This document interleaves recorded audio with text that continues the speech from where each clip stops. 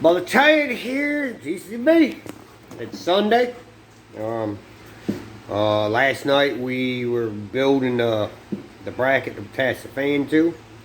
I got it painted, got it installed. I'm going to show you. And then I did a little diagram of how to install a relay for the coolant fan. Now, when you're dealing with AC, that's a whole nother thing. You gotta have a second relay to trigger the first relay to make fans come on. But we ain't dealing with that today. We're just dealing with the fan only. Car don't have AC. So, let me show you this beautiful fan. Alright, look how nice that turned out. You know, we got it bolted down. We're factory bolts. But what we done, we welded a rod. Just a 1/4 inch steel rod. Yeah, my welding looks like junk, but you know, it's just, that side looks neater. That's the one I should have showed you, but you know, I show you everything I do. But we got it bolted down at the bottom. You know, where the shroud factory bolts. And then we got 3 bolts ran across the top. Nice and firm now. Radiator don't shake. Radio. Right there is where I got the sensor for this relay. Alright, so, and I want you to see something too in that sensor, because you might get confused. Alright, see how that's in there? And then you got the red, looks like wax or whatever. That sensor does not touch that. That prong does not touch that. One more time. This prong does not touch the outside of the sensor. And I'm going to tell you why just in a second, so you don't get confused while I'm explaining this. So I'm going to hand you brother Mark. And what we're going to do, schooling, I'm going to give it a 411. Yeah, looking for it. Let me turn my nice chalkboard around. Oh, making that.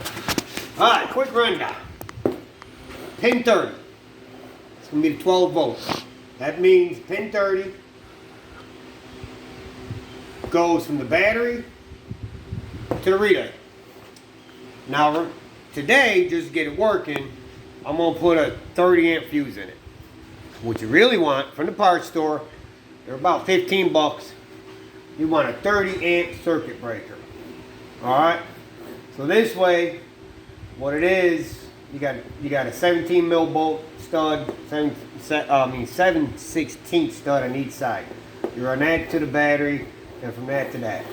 Now this is a fuse that you never have to change, because what it does is when it gets hot or if it breaks, you know, it will reset itself when you turn the key off. It'll cool down, reset itself.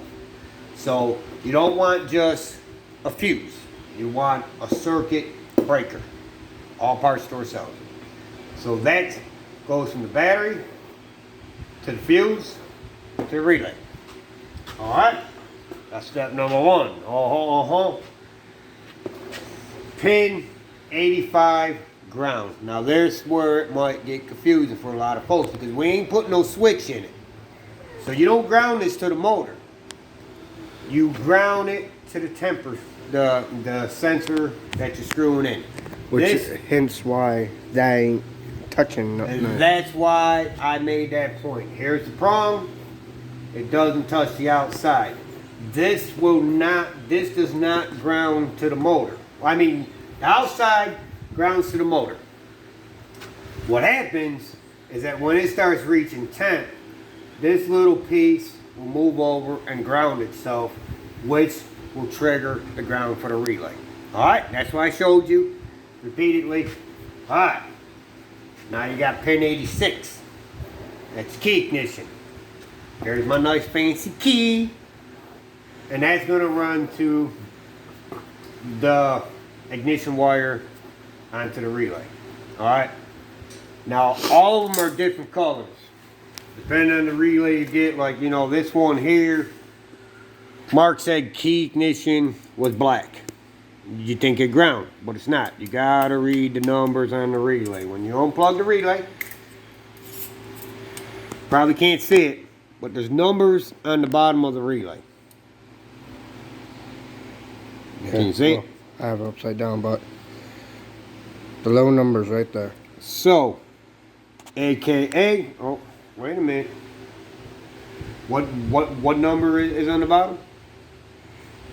I mean, all those numbers match that. Okay, all right. So when you plug it in, ignition on this one's black. All right. So you can't go by the color code. You gotta go by the thing. That's why I'm making the school board. All right. And then you got pin 87. Simple. Runs from there to the power side of the fan. And then you want, most folks will ground the fan straight to the engine block. You can if the ground's close by. Me, I prefer that to be right to the battery. Alright, so this way you got a good strong ground. Now, with all that said, coolant fans, there is no negative or positive on a coolant fan. If you put positive here, ground here, it'll turn one way. If you put the positive here and the ground here, it will turn the opposite way. So that's one thing you got to think of, because the way we got it, we want the pull error. So I got to connect positive, negative, which on this one here, it should be set up blue positive, black is ground, you know. Now if I had it on the front side of the radiator, where it's pushing there, well then you just reverse it, you know, so this way it will reverse the polarity. It is not a ground / power setup only, you know what I'm saying? I mean, you like I said, if you got positive here, ground here, it spins one way. If you switch it, it will spin the opposite way. But Brother Chad, we're gonna get this wired up, and we'll show you how we done it. So stay tuned. We'll be right back.